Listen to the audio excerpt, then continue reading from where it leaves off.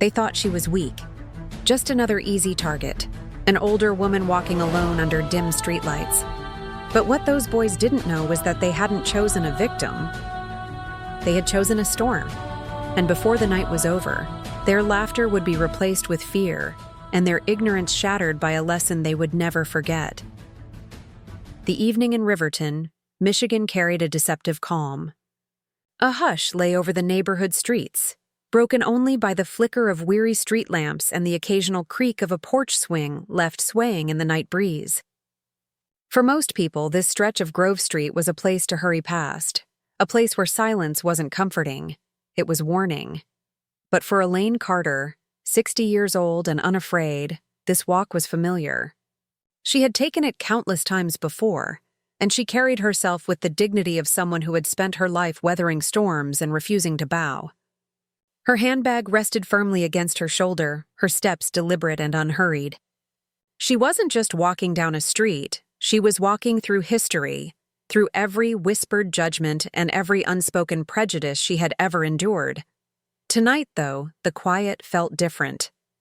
Too heavy, too watchful. Up ahead, leaning against a dented SUV with its paint chipped and windows darkened, stood 3 young men. Their laughter, sharp and careless, sliced through the silence. But the moment their eyes locked on her, that laughter stopped. The air shifted, the street seemed to shrink, and Elaine understood instantly what was about to happen. Still, she didn't falter. She didn't speed up or shrink back. Her mother's voice echoed in her mind, a voice that had carried her through decades of battles both seen and unseen. Fear is the first thing they take from you. Don't ever hand it over. So, Elaine pressed on, her heels clicking steadily against the pavement. One of the boys, tall with a hoodie hanging low over his brow, tilted his head and sneered. "Hey, what's an old lady doing out here by herself this late?" The question wasn't curiosity, it was bait. The other 2 snickered, feeding off each other's bravado. Their words clung to the night air like smoke, taunting, waiting for her to break stride.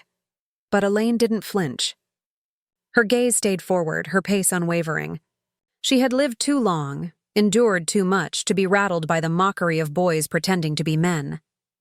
Yet beneath her calm, she felt the weight of the moment tightening around her. This wasn't a harmless joke. Predators had circled prey this way since the beginning of time. The silence of Riverton's streets was no longer empty.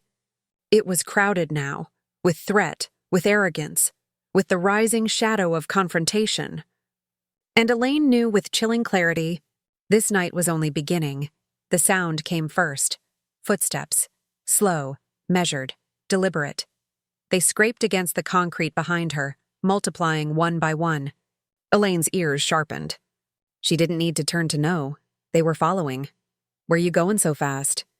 One of them called out, his voice sharp, dripping with menace, like he enjoyed the sound of fear he expected to stir. Elaine stopped, not abruptly, but with the precision of someone in complete control. She turned her head just slightly, her eyes narrowing as the trio stepped out of the shadows. 3 of them. Barely out of boyhood, yet already hardened by arrogance. Their clothes sagged, their movements casual, but their eyes gave them away. There was nothing casual about the way they looked at her. The one in the hoodie, Jared, hung back, his hands buried deep in his pocket, a smirk curling his lips. Beside him stood a wiry kid with a shaved head, arms folded across his chest like he owned the block. But it was the third, the one in front, that Elaine watched the closest. His name, whispered by the others, cut through the silence. Tyrell. And Tyrell wasn't empty-handed. A metal baseball bat twirled in his grip, spinning loosely as if it were an extension of his arm. He smiled, but it wasn't warmth, it was poison. "You deaf, old lady?" Tyrell sneered, stepping forward, dragging the words out like a challenge. "I asked you a question."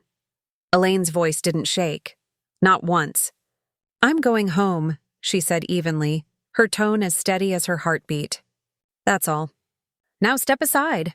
The boys exchanged glances, then laughter, thin, cruel, mocking. The tall one nudged Tyrell's shoulder. "You hear that?" She's telling you what to do. Terrell's grin spread wider. His teeth flashed in the pale streetlight. You don't get it, do you? His voice dipped low, dangerous. This ain't your street. People like you don't belong here.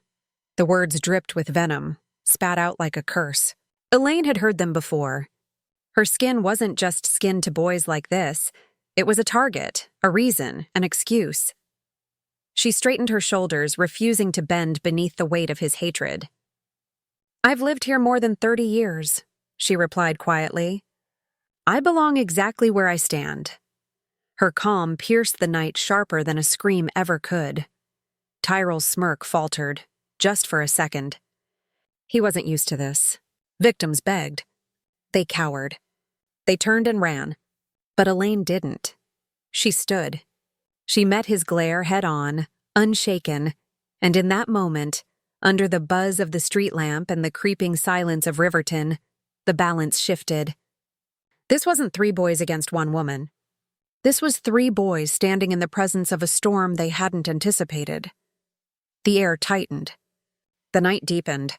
And everyone, Elaine, the gang, even the silent shadows of the street, knew that this confrontation was about to ignite. Terrell's jaw tightened, his grin dissolving into something darker. The bat no longer spun loosely in his hand. Now he gripped it tight, knuckles pale against the cold metal. The streetlight above hissed, casting long, broken shadows across the cracked pavement. You think you're tough, old woman? He growled, his voice lower now, stripped of its earlier swagger. The false bravado cracked, revealing what lay underneath. Anger, frustration, pride, desperate to prove itself. Elaine didn't blink. Her mother's words echoed in her mind, words that had carried her through a lifetime of prejudice. Fear is what they feed on. Don't give it and they starve. She took a breath, her face a mask of calm. If you think a piece of metal makes you powerful, she said softly, her tone cutting like glass, then you've already lost. The tall boy shifted uncomfortably, glancing at Jared. Man, let it go. She ain't worth it. But Tyrell wasn't listening. His pride burned hotter than reason, louder than warning. He lifted the bat higher, holding it at shoulder height now. The metal glinted under the flickering lamp like a blade thirsty for blood. Elaine didn't retreat. She didn't flinch. She stepped forward. Just 1 step. Just enough to invade the thin bubble of space Tyrell thought gave him control. The boys froze. This wasn't the script they expected. Victims didn't walk toward danger. Victims didn't dare their attackers. Do it, Elaine whispered. Her voice was steady, almost frightening in its calm. Swing. Show me who you really are. Tyrell's smirk faltered again. His hand trembled, just a twitch, but Elaine caught it. He wasn't prepared for this. He wasn't prepared for someone who refused to bend. You... Shut your mouth. He barked, but his voice cracked. The bat wavered slightly. His eyes darted to his friends, searching for backup, for validation. Elaine took another step, her gaze locked on his. You don't know a thing about me, she said, each word deliberate, each syllable carrying weight. You see my age, my skin, my walk, and you think you understand. But what you see is a lie. You think this bat makes you a man? She tilted her head, her voice dropping to a blade's edge. A man doesn't need a weapon to prove his worth. The taller boy's arms uncrossed, unease creeping across his face. Jared muttered under his breath. This ain't right, Tyrell. She ain't even scared, but Elaine wasn't finished. She leaned forward slightly, closing the gap, her voice low but sharp enough to slice through bone. Go on, hit me.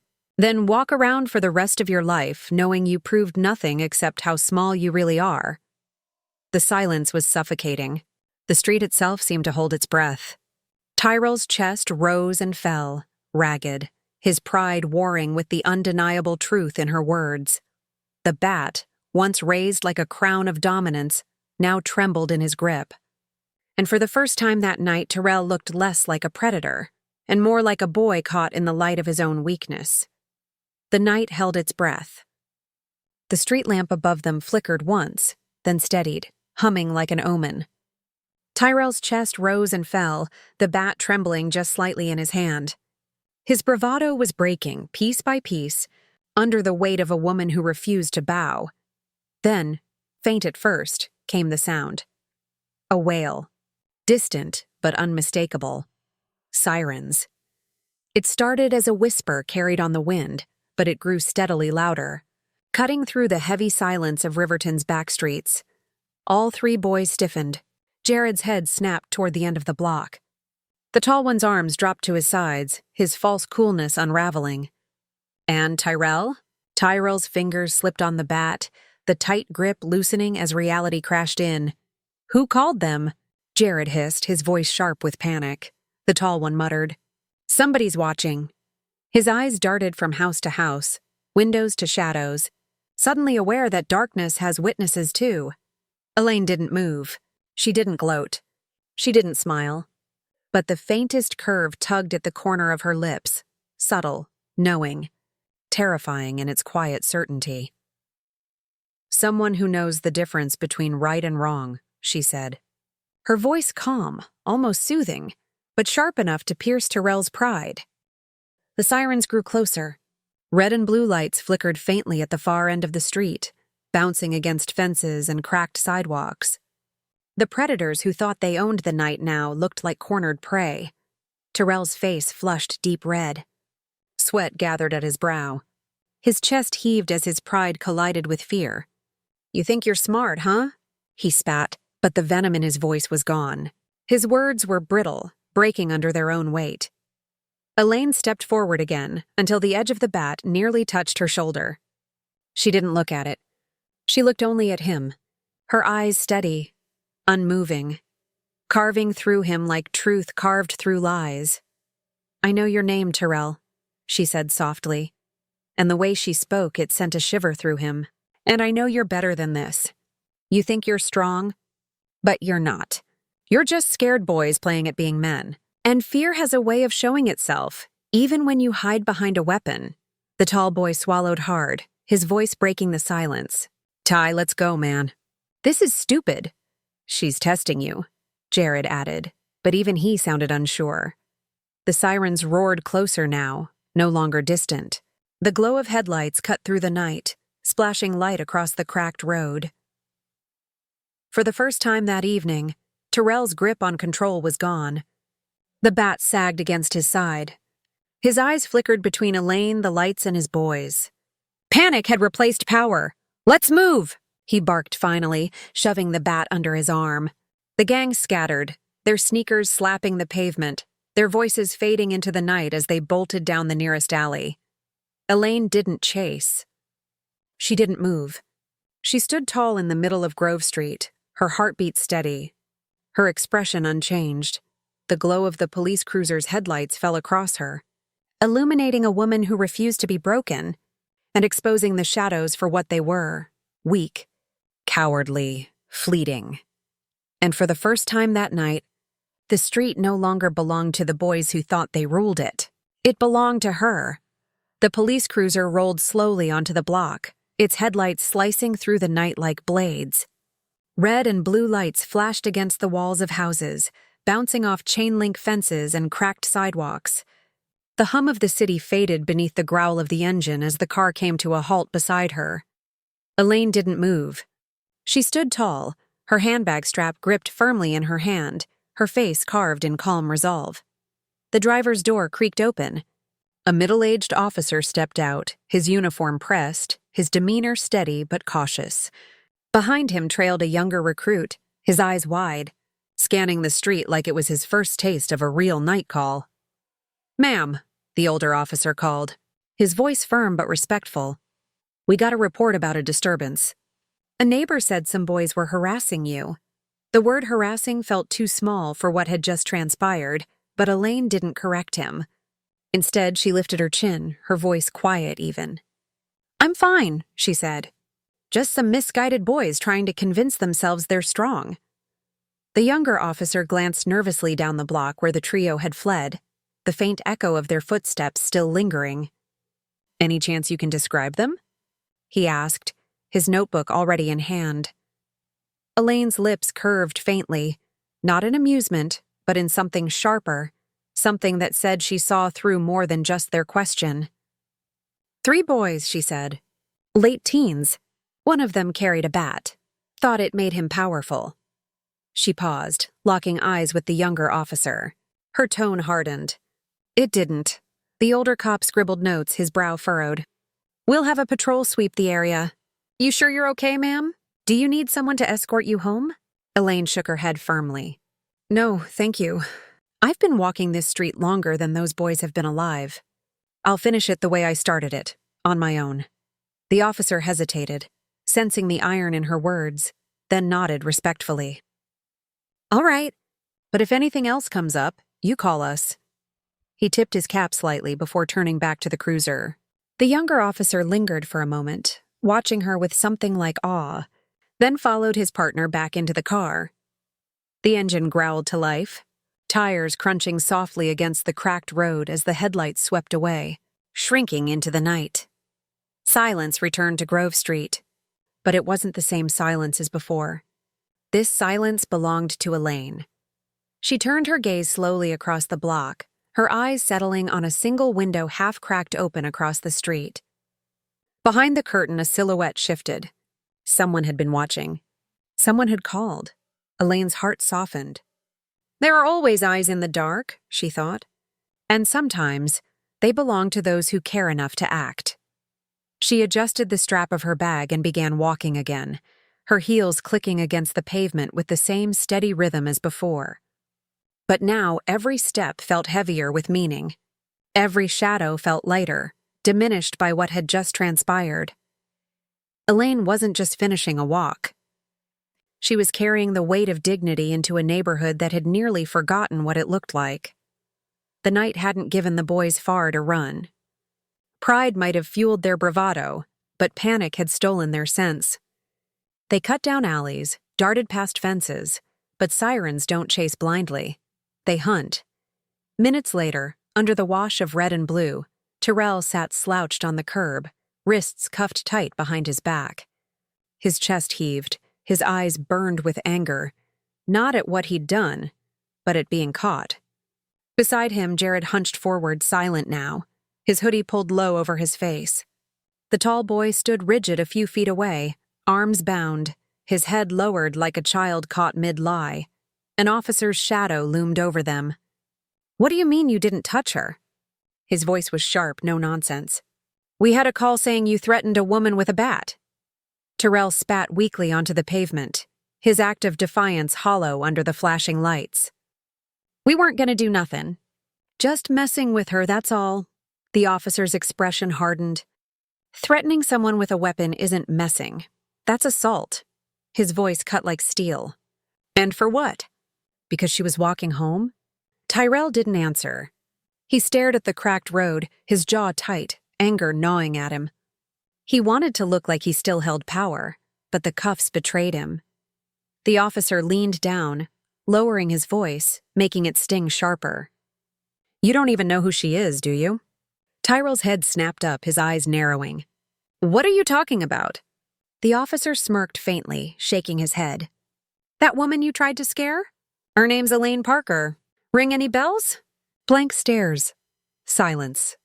Of course not, the officer muttered. You don't pay attention to anything that doesn't feed your pride. But maybe you'll recognize this. Elaine Parker's son runs half the community programs in this district.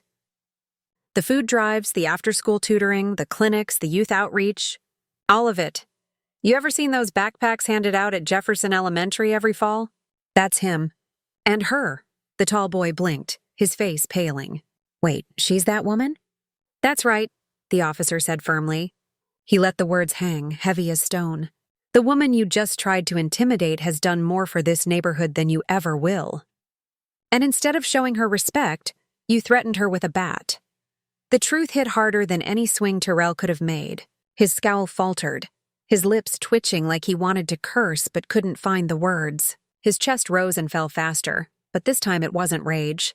It was the sting of humiliation, Jared muttered from under his hoodie, his voice barely audible. We didn't know. The officer straightened, his shadow towering over them. That's the problem, isn't it? You didn't care to know. You looked at her and saw what you wanted to see. And you were wrong. Tyrell clenched his fists against the cuffs until his knuckles burned. He tried to keep his eyes on the ground, but the words echoed louder than the sirens. You were wrong. And for the first time that night, Tyrell wasn't fighting Elaine Parker. He was fighting himself.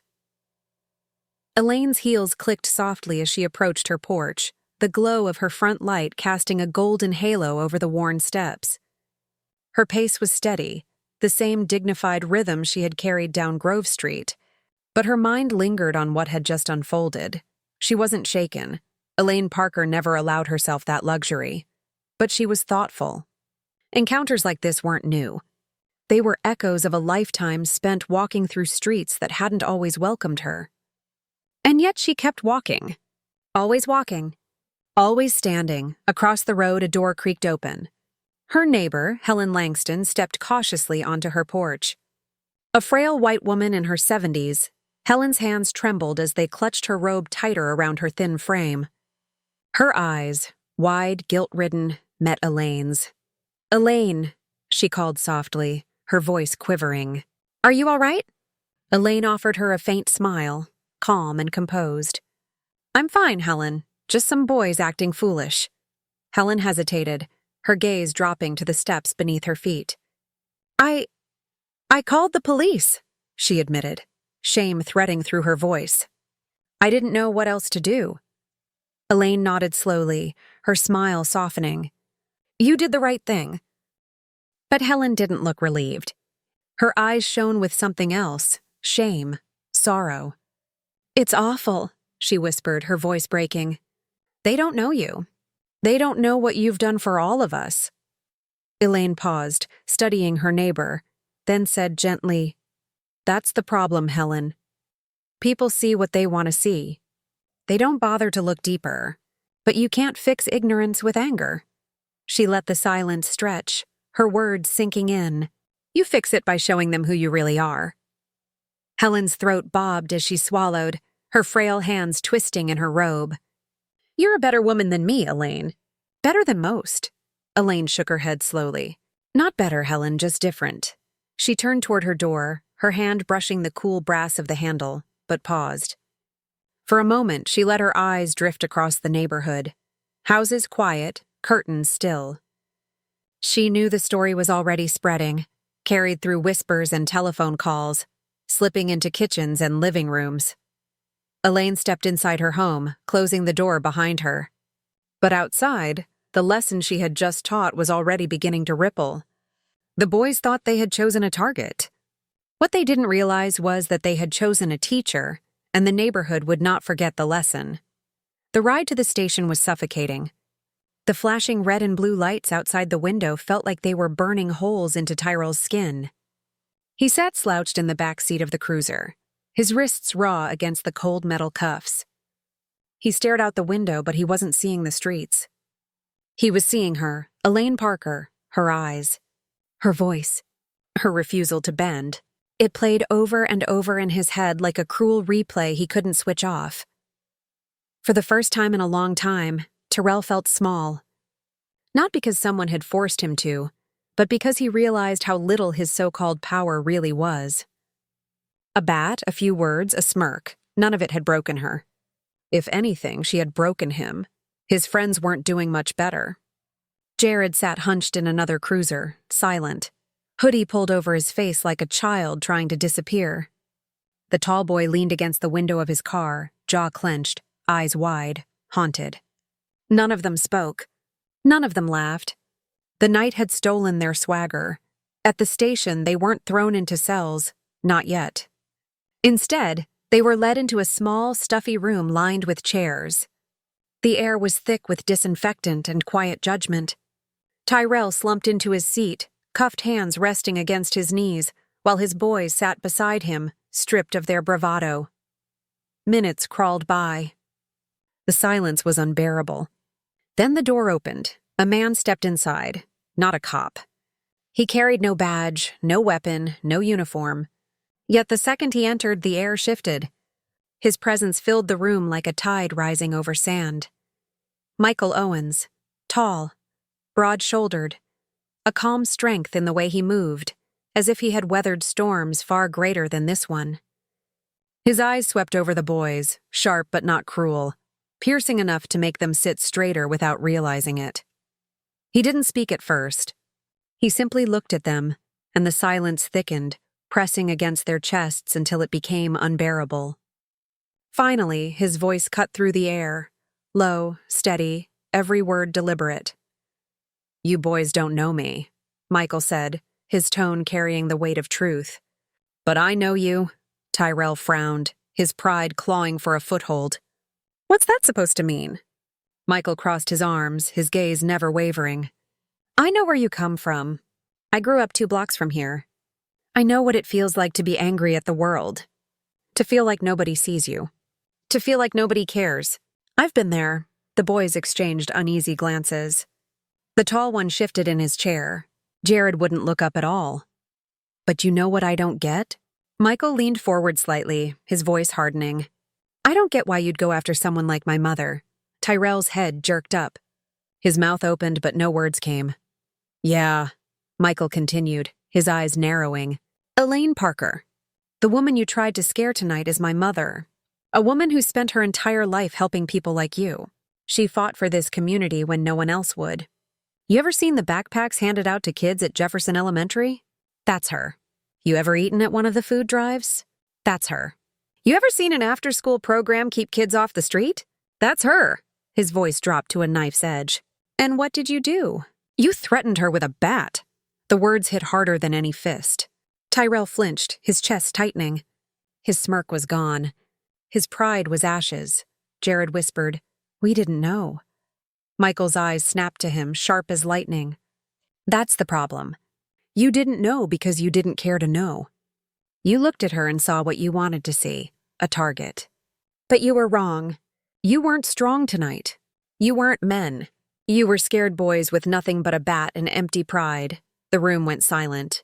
Tyrell clenched his fists so hard his knuckles ached, but he couldn't bring himself to meet Michael's eyes. Shame flooded his chest, heavier than the cuffs that bound him.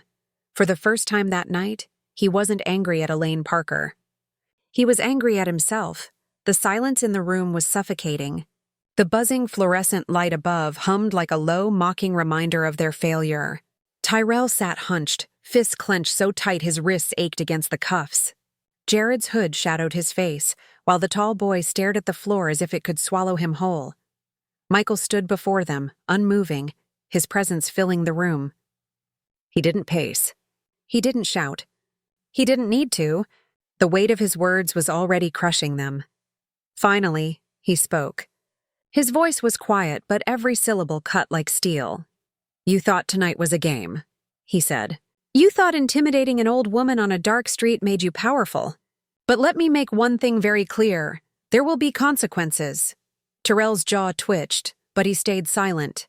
"The officers will handle their part," Michael continued, his arms folding across his chest. "The law doesn't let this slide. But when you walk out of here, if you walk out of here, you need to make a choice. Who do you want to be? Because this?" He gestured toward them, his gaze sharp and unflinching. "This isn't power. This isn't manhood. This is ignorance." The tall boy shifted, swallowing hard, his confidence drained away. Jared tugged at the cuffs on his wrists like a trapped animal.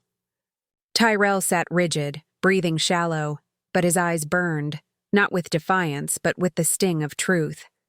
Michael stepped closer, his towering frame casting a long shadow over Tyrell. His voice lowered, intimate and devastating. "You thought my mother was just another woman. You thought you could scare her into silence. But you don't know her. Elaine Parker has stared down more hatred, more prejudice, more threats than you can imagine. And she never broke. You couldn't even crack her tonight. She exposed you for what you are. Boys who still don't know what real strength looks like." Tyrell's throat tightened. The memory of Elaine stepping forward, daring him to swing, burned through his chest like fire. He had wanted to believe he was in control. But Michael was right. She had owned that street, not him. Michael turned toward the door but stopped. His gaze swept back, hard and unyielding. "And one last thing," he said, his voice cutting the air like a blade. You owe my mother an apology." The words hung heavy, heavier than the cuffs, heavier than the flashing lights that had dragged them here. An apology, not demanded with rage, but commanded with dignity. Michael didn't wait for a reply. He opened the door, the hinges groaning, and stepped out. His broad back disappeared into the hallway, leaving the three boys in silence. Jared shifted uncomfortably. The tall one exhaled a shaky breath. But Tyrell. Tyrell sat frozen, the weight of Michael's words and Elaine's defiance crashing over him like a tidal wave. For the first time, he wasn't thinking about the bat. He wasn't thinking about proving himself. He was thinking about her eyes, her voice, her refusal to bow, and about the shame of knowing he had faced a woman who showed him what true power looked like, without ever lifting a hand. Morning broke soft and golden over Riverton, the first rays of sunlight spilling across Elaine Parker's living room. The glow caught on framed photographs lining her shelves, memories frozen in time. There was Michael, years younger, his graduation cap tilted askew as Elaine's hand rested proudly on his shoulder. Another frame showed rows of children, their faces beaming, clutching new backpacks. Still another displayed families gathered around long folding tables, sharing hot meals provided by community drives Elaine had quietly championed. Every photograph told a story. Every story whispered the same truth. This woman had spent a lifetime fighting for dignity, for hope, for others. Elaine sat in her armchair, a steaming cup of tea warming her hands. The night had been long, but she wasn't weary. If anything, she was resolute. Encounters like the one on Grove Street had shadowed her life more times than she cared to count. But last night, like every time before, she had refused to bend. A knock startled her from her thoughts. She rose slowly, setting her cup aside, and opened the door. Helen Langston stood on the porch, her frail hands twisting in front of her, her face etched with hesitation. "Good morning, Elaine," she said softly. I wanted to say something." Elaine tilted her head, waiting. "I told a few people about what happened last night," Helen admitted, shame in her eyes. "I hope that's all right. People need to know. They need to hear how you stood up to them." Elaine gave a faint smile, calm as ever. "It's not about me, Helen. It's about what those boys learn from this. What the community learns." Helen swallowed, her voice trembling. "You're right. But still, you're stronger than most." "Stronger than me?" Elaine shook her head, her tone gentle but firm. "Strength isn't about winning, Helen. It isn't about shouting the loudest or standing tallest. It's about refusing to move when the world tries to shove you down. That's all I did. That's all I've ever done." Helen's eyes glistened. She nodded slowly, then turned back toward her home. Elaine lingered at the doorway, her gaze sweeping the street. Already whispers were moving from porch to porch, phone to phone. The story of last night was no longer hers alone. It was the neighborhood's lesson now. And miles away in the sterile walls of a holding cell, Tyrell lay awake on a thin mattress, staring at the ceiling. Michael's words, Elaine's voice, the sirens, the shame. They swirled in his mind like chains he couldn't shake. For the first time, his pride didn't shield him. It mocked him. "You owe my mother an apology." The words rang in his skull, not as a threat but as a truth. Elaine returned inside, settling back into her chair. She sipped her tea, her eyes softening as the morning sun climbed higher. The night had tried to strip her dignity. Instead, it had revealed her strength. Outside, the neighborhood hummed to life, children laughing on porches, neighbors greeting one another, whispers of her courage already reshaping the block's story. Elaine Parker hadn't sought glory. She hadn't needed to. She had shown what quiet resilience looked like. And sometimes resilience spoke louder than fists, louder than bats, louder than hate itself. As she set her cup down, she whispered softly into the stillness, not for anyone else, but for herself. Respect isn't given to appearances. It's owed to every soul who breathes. The lesson was clear. The night had tried to diminish her, but instead it had lifted her into legend. And the story of Elaine Parker would not fade. It would ripple through her neighborhood, through those boys, through anyone who ever doubted the strength of a woman who refused to bow. If this story struck you, if it lit a fire in your chest, don't let it end here. Share this story so others know what resilience looks like in the face of ignorance. And subscribe to Blacks Chronicles for more untold truths, because silence protects injustice, but stories like this shine a light where it's darkest.